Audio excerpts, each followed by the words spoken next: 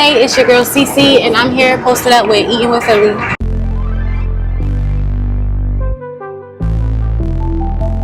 What is up, guys? It is your boy Big Cuzzo here on the Post Up. I am here with a good friend of mine, Sisi. What's going on, sis? How y'all doing? Yeah. So, for those that don't know who you are, what you do, just tell the people just a brief overview of just what you do. I would say I do a little bit of everything. Okay. I'm an artist. I write music. I sing. I rap. I do improv acting. Gotcha. I do branding, marketing things. Okay. I do a little bit of everything. So, being from West Philly, but Philly in general, how has that shaped your characteristics, your mannerisms, all of that? How does that shape who you are? And then how does that shape into your artistry? You know what's funny? I always say I didn't have a choice but to be in hip-hop culture because I literally grew up in it. Like, now some people have to learn it. Sure. It's like, it's literally in my blood. Like, Sure. growing up in Philadelphia, you watching like rappers on DVD. I got 3 older brothers. My older brothers is listening to rappers. People is battling on the corner of our block. My dad used to rap. So it's like, you just grow up with that culture in you, loving music. And then, you know, we got so many Philadelphia musicians. So it definitely give you a little bit of edge. I went to high school downtown. So, I mean, I grew up in a neighborhood. I've always had that edge from being from Philly, but I was a really smart kid too. Definitely. So it was like when it came for me to learn music, I actually really learned music. You know what I'm saying? As an artist, what do you do to stay motivated during like creative blocks or, you know, mental blocks and stuff like that? How do you stay focused? How do you stay driven? It's called the blue period. Okay. So it's like when an artist is feeling very unmotivated, you're going through a lot of self-deprecation. You're probably comparing yourself to others. Stuff isn't moving as fast. I just gotta stop. I let my subconscious take over when my conscious is blocking me because, you know, you move with most of your subconscious. Very true. So it's like you gotta leave it and then come right back. I love it. I love your answers. I'm sorry. When I tell you, this is one of my favorite motivating songs. This song right here, Don't by Stop Journey? Believing. Yes. Give me some. I Now, love this song. Like, I'm not even, this is like my karaoke song. this will bring unity. This could end racism. I'm normally in Jersey, like in the summer.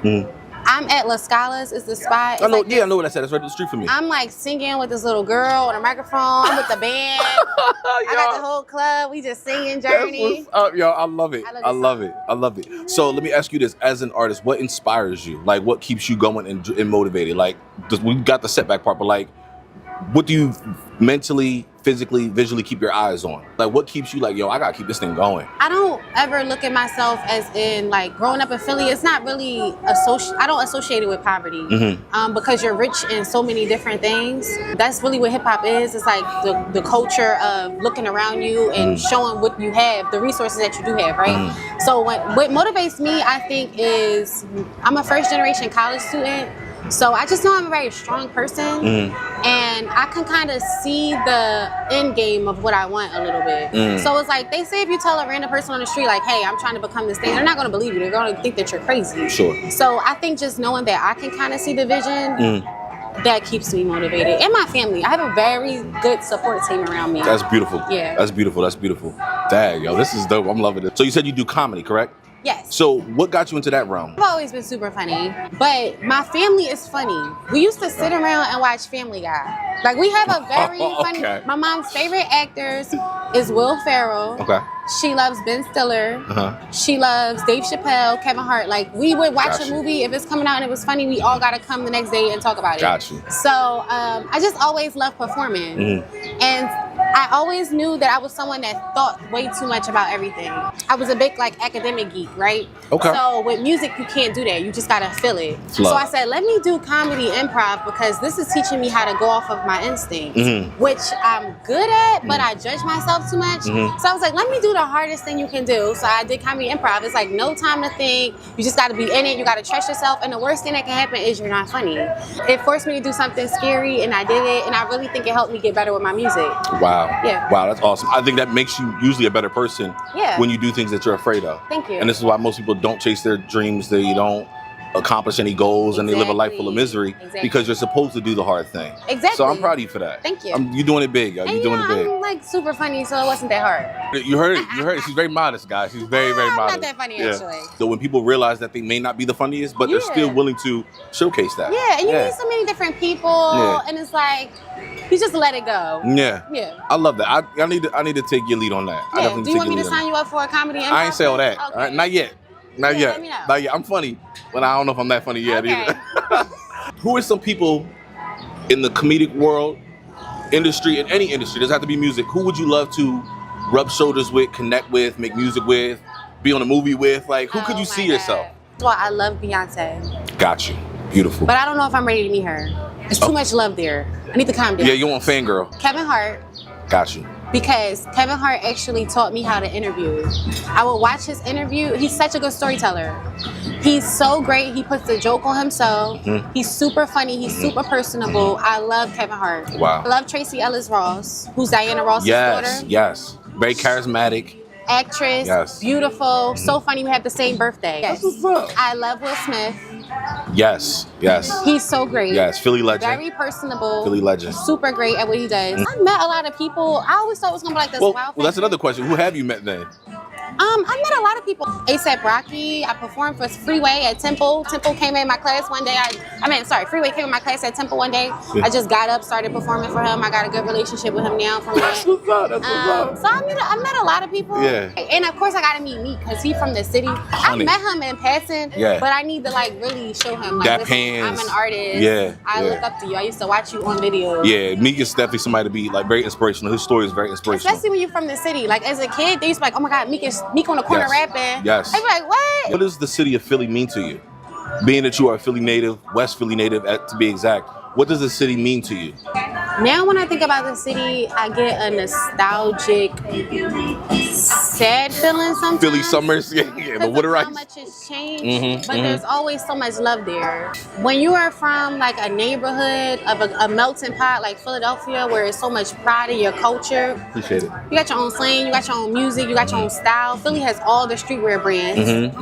We're running TikTok. Oh my God, I'm allergic to bees. Oh, B want to be in the interview. Oh God, no. When I think about Philadelphia, I really think about like our block parties, me like dancing at block parties. Like I was the person that you would go get. Like my brother would be like, I'm about to go get my sister right now. She's gonna battle you. It's just culture. It's like people clapping it up for you to dance, perform. It's like you really gotta push yourself. And then there's so many possibilities here. Like I grew up in West Philly, but a lot of people don't come downtown. I come downtown. This is where I did my comedy. This is where I went to high school. This is where I did my internships. It's like everything. It's like so much to explore here. So. So for your music, is it more personal or are you more like melodic, meaning like telling stories? Is it more storytelling or is it more like just your personal experiences? It wasn't until I became an artist that I really felt where artists get these songs from. Like sometimes I would hear a song that's so sad and I'm like, wow, now I'm an artist. It's like, I understand. Like I make some real sad songs because it really is how you feeling. I got storytelling songs. A lot of my music is what I would want someone to say to me, but I don't know how to say it, so I put it in a song and it's like I'm saying it to myself. Certain songs, it's a lot of keep going, don't give up, don't listen to what other people say. That's stuff that I be saying to myself. And then I got stuff where I'm just popping it as a rapper. You gotta talk heavy. Yeah, talk I got your those shit. too. Talk your but shit. I definitely make music that helps people through stuff. A lot of time I'm going through stuff when I'm creating. You definitely exude a very like strong, authentic persona and just way about yourself. You're gonna do very well in the industry. You being a woman, do you have any skepticism or fears of the industry, just because we know that the industry can, for the most part, take advantage of people, and they can prey on women. So, like, what are your thoughts on that? I mean, obviously, you're thorough. But I'm just saying, like, have you ever thought of that? Like, man, when I get in the industry, I really got to tighten up and be careful who I carry because it's the industry. 100%. And you see a lot of stuff that's going on with these celebrities. They get caught up in stuff. So what are your thoughts on that? I always say I'll pray for anybody who wants to prey on me because I am... Wait, say that again? You got to pray for those who try to prey on you because I've been studying. Let me tell you something. Jesus. I've always been intrigued by the entertainment industry because I understand it's just that. A lot of people see the glitz and the glamour and they're like, oh, I want to be an artist. I want to rock these chains. And I'm like, this is for this. I'm more so want to know what's going on in the background. I'm interested in contract law. Let's talk about these contracts. Let's talk about this compensation. Let's talk about what really happens that pushes an artist. This is not just out of nowhere. It's because as a woman, as a female artist, I know I have to be more aware. 100%. Because no one's going to have my back more than I'm going to have my back. 100%. So. Yeah, yo, you a real one. I like talking to you. This is a cool vibe. I'm really loving this. I'm loving this. Let's get a bite in real quick. Hold on, let's do that real quick. Take a look at that. I mean, I would love to do a food reveal. The seated roll is great. Give a food review now.